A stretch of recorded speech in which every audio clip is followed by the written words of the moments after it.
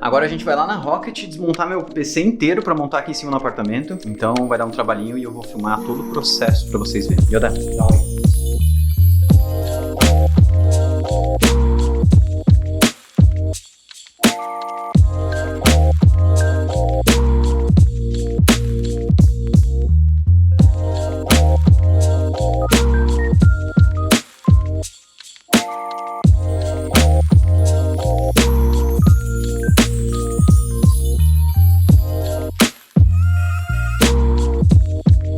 Deixa a mensagem aí pros teus seguidores. Me sigam.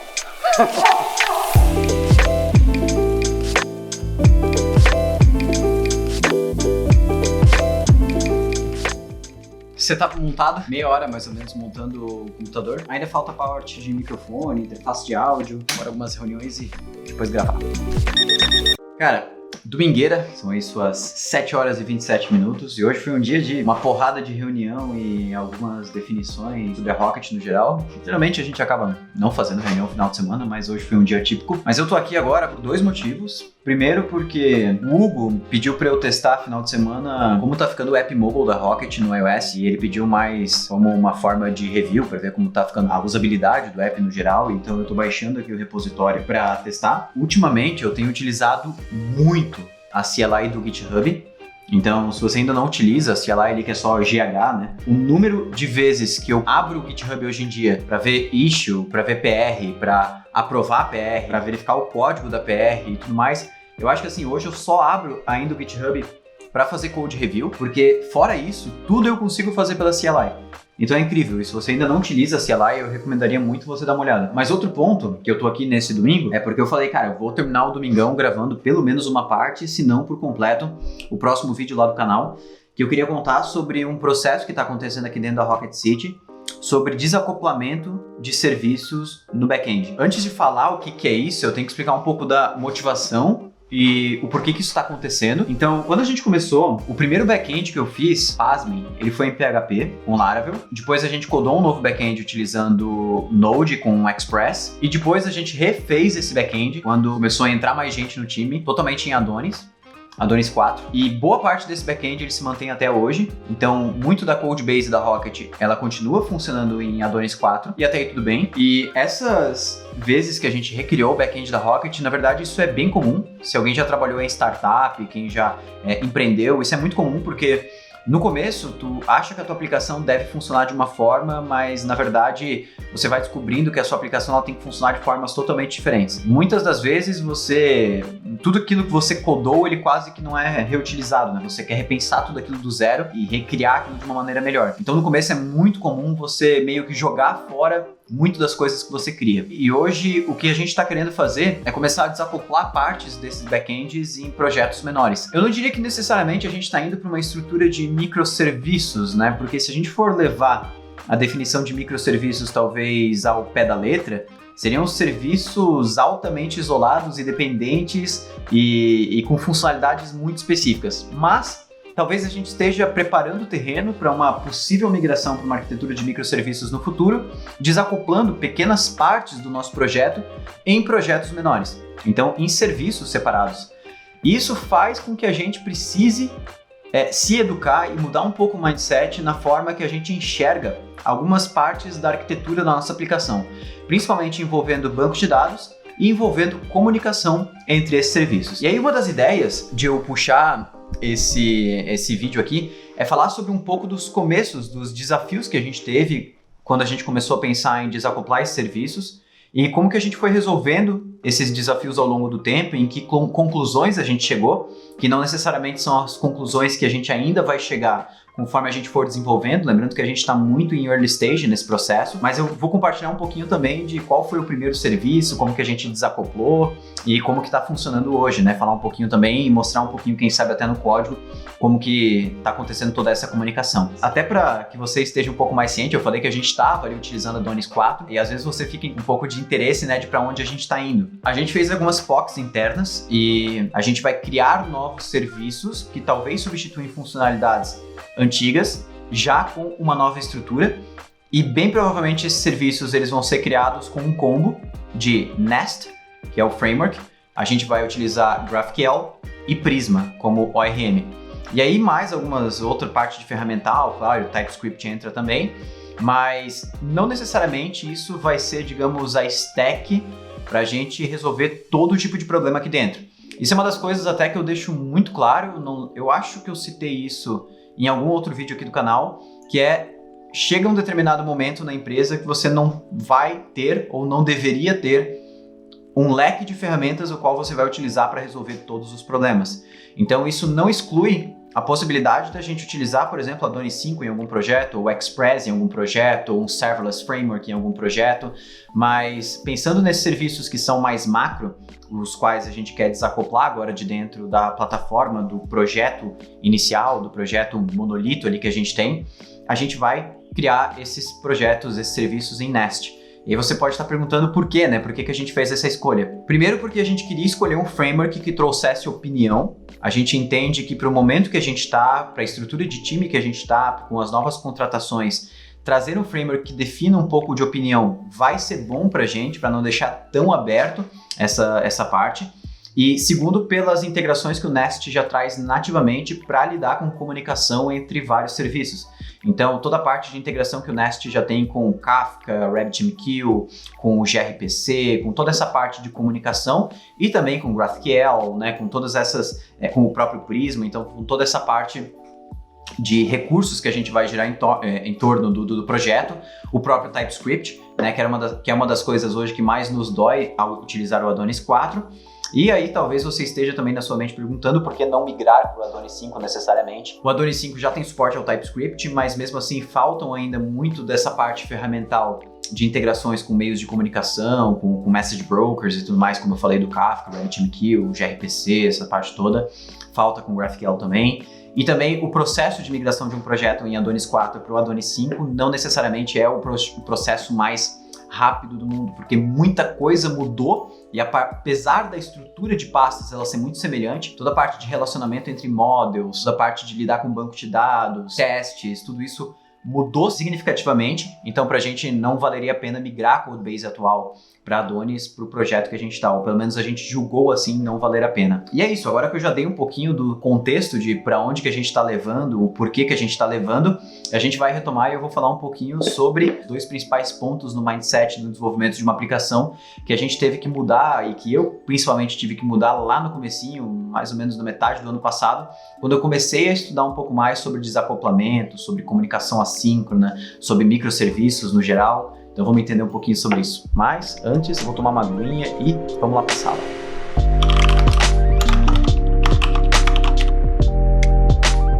Então vamos lá.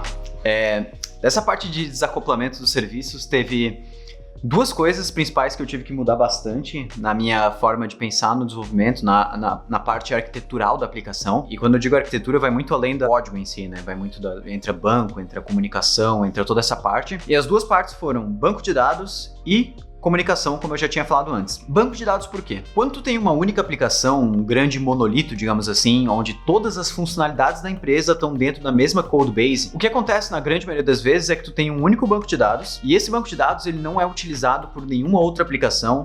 No máximo, alguma outra aplicação vai utilizar aqueles dados para fazer alguma parte de análise dos dados, BI ou qualquer coisa assim. Mas no geral, aquela aplicação tem o seu banco, tudo que aquele banco oferece de recursos de dados é para uma aplicação e tudo que a aplicação precisa vem de um banco de dados. Pode até ter mais banco de dados, mas no geral é isso. Trazendo isso um pouco para a realidade de vários serviços, de desacoplamento de serviços ou até para microserviços, isso entra também. O que acontece imagine que eu tenha hoje uma aplicação onde eu tenho uma tabela de usuários, por exemplo, que contém dados de todos os alunos e alunas da Rocket City. E aí, em um determinado momento, eu crio ou desacople um serviço, por exemplo, do fórum, né? A gente tem o fórum lá dentro da nossa plataforma, onde os alunos tiram dúvidas entre si, e aí pensa que eu traga isso para um serviço desacoplado. Quando uma pessoa cria um post no fórum, ou melhor, quando uma pessoa acessa a homepage do fórum, eu tenho a listagem lá dos últimos 15 posts, dos últimos 15 tópicos, das últimas 15 perguntas criadas. Só que essas perguntas, elas foram criadas por um ou por uma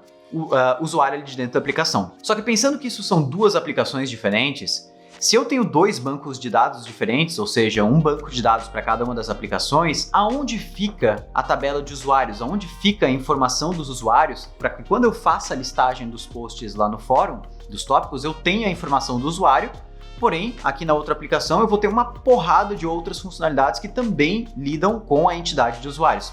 Ou seja, será que essa informação ela deveria estar em ambos os lugares? Será que o serviço do fórum ele deveria consultar o serviço principal aqui onde tem as informações dos usuários, buscando essas informações ali na hora da listagem ou em outro determinado momento?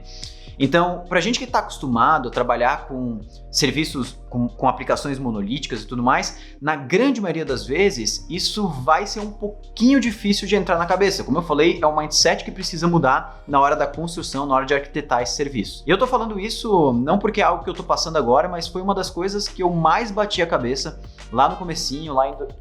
O Iota tá subindo. Mas foi uma das coisas que eu mais bati a cabeça lá no comecinho. Hoje todo mundo quer participar do vídeo, né? E aí, assim, quando você vai começar a entrar na parte de microserviços, você começa a perceber várias abordagens diferentes e várias recomendações diferentes. Mas logo eu vou falar como a gente resolve isso hoje e como eu acho que é a melhor forma de resolver. Mas o segundo ponto é a parte de comunicação. No geral, quando tu vai estudar um pouco mais sobre comunicação entre serviços, principalmente entrando na parte de microserviços, no geral você vai ver muita gente falando sobre comunicação assíncrona. Então você vai ouvir falar muito de Kafka, RabbitMQ, Redis ou PubSub de qualquer geral, seja PubSub de algum cloud provider, AWS, Google, Microsoft ou qualquer coisa assim. No geral, o que é comunicação assíncrona? São mensagens que a gente envia de um sistema para outro sem necessariamente aguardar uma resposta. Então isso é comunicação assíncrona. Você envia uma mensagem geralmente baseado no evento, olha, algo aconteceu, e aí os outros sistemas que lidem com aquilo para modificar, salvar, lidar com aquela informação da maneira que eles precisam. Só que isso foi uma das coisas também que no começo vou falar que foi bem difícil para eu entender, porque imaginando que nós tenhamos um serviço, por exemplo, só para a parte de envio de e-mails. Isso a gente tem aqui dentro, inclusive foi um dos primeiros serviços que a gente criou aqui desacoplados da aplicação original. Imagina que eu tenho uma aplicação só para envio de e-mails. E eu quero enviar e-mails para turmas específicas dentro do Ignite, da Rocket City, ou para grupos específicos de alunos. E eu tenho esse outro sistema, esse outro software, que é o Skylab, como a gente chama, que é a aplicação principal da Rocket, que tem a tabela de usuários, que tem ali também a tabela de times, como a gente chama, que são os grupos que esse usuário pertence, né, as turmas e tudo mais. Então, quando esse sistema aqui precisar enviar uma mensagem para todos os alunos e alunas do Ignite na sua turma 2, por exemplo, será que no momento de enviar a mensagem eu busco a informação aqui dentro desse sistema de quais são os alunos e alunas pertencentes dessa turma, trago de volta isso para enviar o e-mail? E aí, novamente, isso não seria uma comunicação assíncrona, né? Eu faria uma chamada HTTP, alguma coisa assim. Eu teria que buscar essa informação para então ter essa informação atualizada para enviar o e-mail.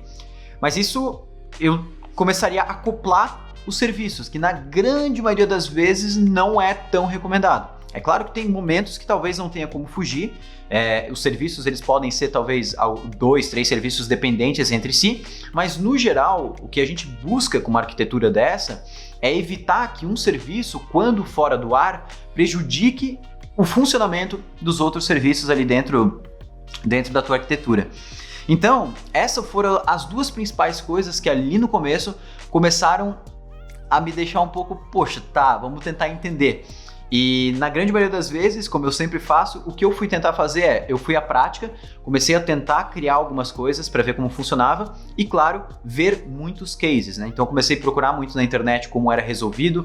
Um dos sites que sempre me ajuda muito, eu recomendo muito para quem gosta dessa parte de back-end um pouco mais, é o site do Martin Fowler. Lá tem muito conteúdo bom, inclusive tem um post lá, uma página específica sobre arquitetura de microserviços. E microserviços no geral, assim, para entender um pouco dessa parte de comunicação, tem um outro site que se chama microservices.io, se eu não me engano, ele também tem muito conteúdo legal e eu fui pegando esses pequenos pedaços de aprendizado de vários lugares, formando uma opinião e começando a construir algo para entender isso. Só um ponto muito delicado nessa parte de desacoplamento de serviços, e não só nisso, na verdade, para quase todo assunto que a gente tem de programação na internet, existem muitas opiniões. Então a gente tem que tomar cuidado, principalmente no início, para não formar necessariamente um lado e assumir aquilo como verdade absoluta. Na grande maioria das vezes, é legal você se basear, se for para tomar uma opinião, em coisas que já estão funcionando, em cases que já estão dando certo. se basear simplesmente por um comentário que tem dentro do site de uma pessoa que criou um serviço em 2011 e fez de uma forma e funcionou para ela, não necessariamente é o melhor caminho, tá? Então assim, eu encontrei diversas discussões e até brigas na internet, que é o que mais tem, de pessoas discutindo sobre essa questão de banco de dados compartilhado, de comunicação síncrona versus comunicação assíncrona. Então assim, não existe necessariamente o que é certo, o que é errado. Existe, como eu disse, cenários específicos, contextos específicos. Mas na grande maioria das vezes eu cheguei à conclusão que os serviços, na grande maioria das vezes, precisam ser desacoplados, independentes, com bancos de dados específicos para cada um desses serviços, que contêm todas as informações que esses serviços precisam para funcionar, e a comunicação, na grande maioria das vezes, precisa ser assíncrona, para que eu tenha um funcionamento daquele serviço, independente se outros serviços continuam no ar ou não. Então foi mais ou menos por aí que eu continuei os meus estudos e as práticas, e aí eu vou até mostrar um pouco de como ficou isso. Mas antes eu queria mostrar um pouquinho de como arquitetar essa parte do banco de dados e a parte de comunicação nesses dois casos que eu mostrei. Vamos pegar esses dois casos de fórum e esse caso também da plataforma de envio de e-mail. Mas para eu explicar isso aqui, eu precisaria tentar rabiscar, então eu vou mostrar na própria tela do computador, eu vou ali gravar minha tela e vou mostrar isso no Figma Jam ali, como que eu pensaria nessa comunicação e como que eu pensei nisso para resolver esses problemas. Então, vamos lá. Voltando pro computador aqui agora, eu vou tentar mostrar graficamente aqui com a minha habilidade da ilustração, mais ou menos como que esses dois pontos funcionam, então a parte de banco de dados e a comunicação entre os serviços. Isso, novamente, não que todos os serviços vão funcionar assim, mas é mais ou menos como a gente está fazendo aqui. Por que eu tratei desses dois pontos como o banco de dados e a comunicação assíncrona ou síncrona? Juntos, né? Porque, na verdade, são duas coisas que se complementam. Para um fazer sentido, o outro tem que existir.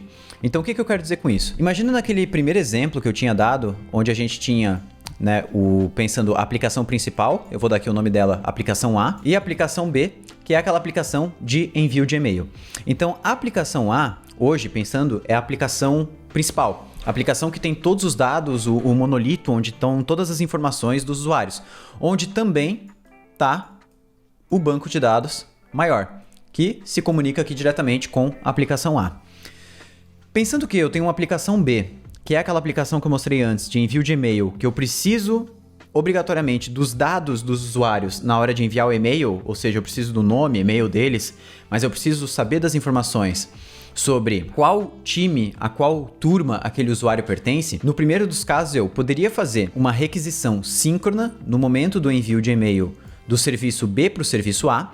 Essa requisição ela poderia ser feita através de HTTP ou até de gRPC, que é, digamos, uma forma de comunicação entre serviços mais baixo nível, que consegue atingir uma performance, né, uma latência menor. Isso é muito importante. Mas nesses casos, o que aconteceria aqui nesses casos é que o serviço B ele fica totalmente dependente do serviço A estar funcionando, estar no ar para ele conseguir funcionar. Além de ter uma latência maior aqui nessa comunicação, porque o serviço B precisa ir lá no serviço A buscar as informações e retornar. Qual seria o outro caso aqui que a gente poderia ter nesses casos aqui, tá? O serviço B poderia também ter um banco de dados, e na grande maioria das vezes ele vai ter um banco de dados.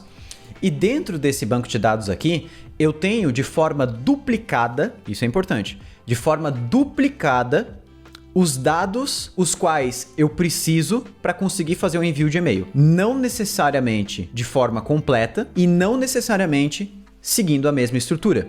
O que eu quero dizer com isso? Lembra que eu falei que nesse banco de dados original aqui, eu tinha basicamente duas tabelas as quais eu precisava. Tabela de usuários e a tabela de times. Times, a gente pode pensar que são todos os grupos que aquele usuário faz parte. Dentro desse banco de dados aqui, por outra vez, eu posso ter outras duas tabelas, como por exemplo, contatos, minha letra tá massa, e tags. A gente pode ver uma correlação entre elas, onde contatos poderia ser correlacionado a usuários e tags ser correlacionados a times.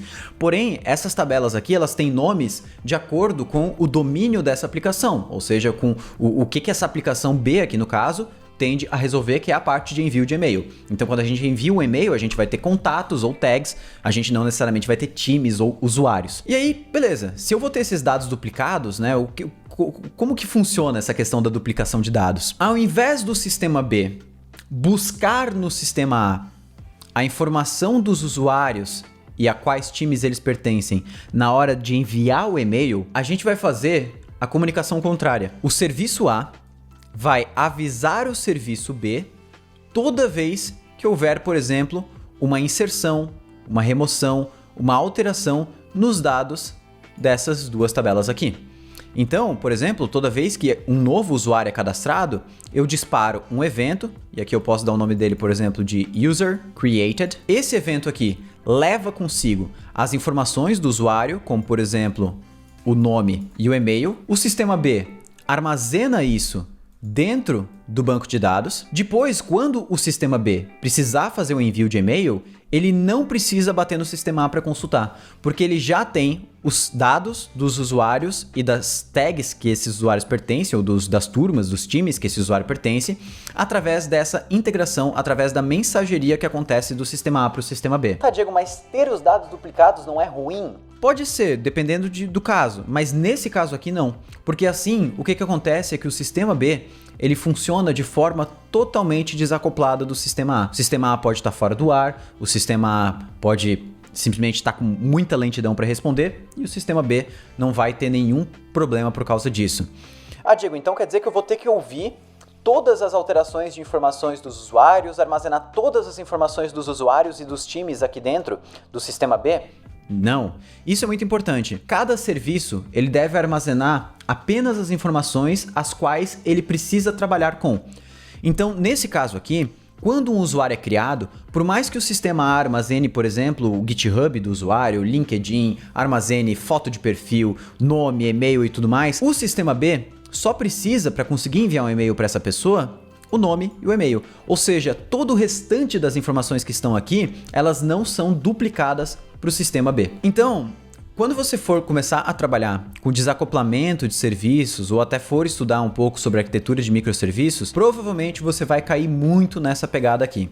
E essa troca de mensagens aqui, geralmente, ela é feita quando de forma assíncrona, que é esse caso de o sistema envia as informações para os outros, ao invés de necessariamente o sistema buscar informações em outra aplicação. Geralmente, essa mensageria de forma assíncrona, ela vai ser feita através de PubSub, né? Que é um pattern bem conhecido aí na comunidade, que é de Publish e Subscribe. E existem algumas ferramentas hoje que fazem isso, que a gente pode utilizar desde o Redis, a gente pode utilizar o RabbitMQ, existe o Kafka também, e existem algumas outras alternativas que a gente pode usar, mas na grande maioria das vezes vão ser essas a que a gente vai escolher ali na hora. Então, basicamente, isso aqui foi uma das coisas que demorou muito para entrar na minha cabeça quando eu comecei a pensar nesse tipo de arquitetura mais distribuída, ao invés de pensar tudo numa grande aplicação no monolito.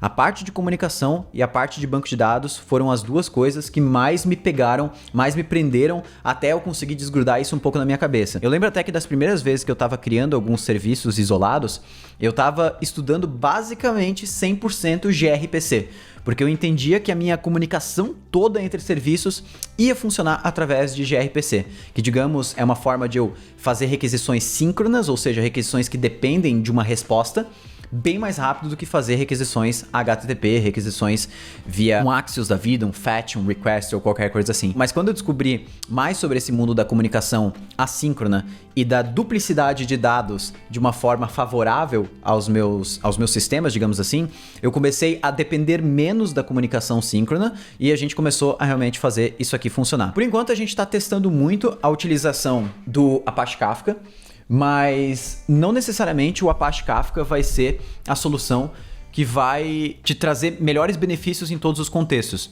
O Kafka, ele é a solução mais robusta, digamos assim, porém também é a mais custosa e a mais difícil de dar manutenção. Na grande maioria das vezes, se você está começando, e para alguns serviços que a gente está começando também, e o que a gente vai testar, apesar de a gente estar testando muito a fundo o Kafka, é também o RabbitMQ, que hoje é uma das soluções mais fáceis de você colocar em produção, de dar manutenção, de realmente na parte de custos também, e na grande maioria das vezes ele cobre todas as funcionalidades do Kafka, até porque o RabbitMQ agora também tem suporte a streaming, o qual é um dos grandes diferenciais do Kafka ali. Mas a gente está testando todas as opções e brincando um pouco com cada uma delas. Mas é basicamente isso. E é com essa que eu termino mais um vídeo aqui no YouTube da Rocket, contando um pouquinho sobre esses desafios de começar a migrar para uma arquitetura um pouquinho mais distribuída.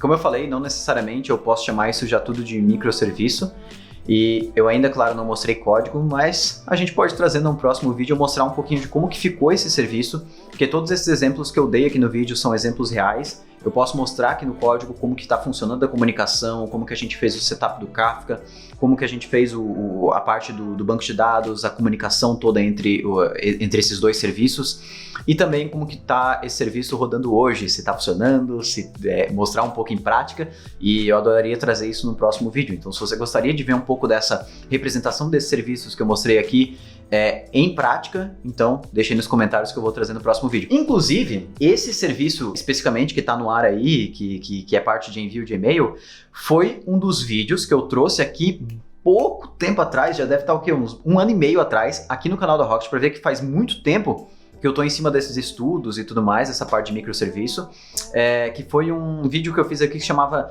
Microserviço de Envio de E-mail. Eu não lembro o restante, mas era em Node, TypeScript. E esse projeto, ele nasceu naquele vídeo, e é hoje que ele está indo para o ar, digamos, hoje não, a semana passada, ele foi para o ar com a sua versão, digamos assim, mais estável, né? Ele chegou aí para o ar uma vez, a gente refatorou, recriou ele, fez a parte de comunicação assíncrona, e hoje ele está realmente funcional, digamos assim. Então eu adoraria mostrar esse serviço aqui no canal, então se você gostaria, não esquece de deixar aí. Inclusive, eu gostaria de saber também o que você está utilizando de tecnologia, e se você já utilizou algo de arquitetura distribuída. Se essa parte do banco de dados que eu expliquei, da duplicidade de dados, da parte de comunicação assíncrona, se você conhecia ou não. Então deixa aqui nos comentários para eu saber se isso é algo que as pessoas já estão fazendo, se todo mundo já conhece, ou se também essa parte de duplicidade de dados te deixou um pouco surpreso ou surpresa de como isso é feito nesses cenários, né? Porque para mim, eu lembro que na época que eu descobri que os dados ficavam realmente duplicados entre os serviços, eu fiquei, cara, não é possível assim, porque a gente vive ouvindo na nossa carreira de programação que tem que evitar repetição, evitar duplicidade, que quando eu descobri isso eu fiquei, não é possível, que é isso mesmo, assim. Então eu quero também saber das suas sensações ao descobrir sobre isso, então deixa aí nos comentários. Eu vou me despedindo por aqui e adorei trazer código no próximo episódio, então deixa aí embaixo. Valeu!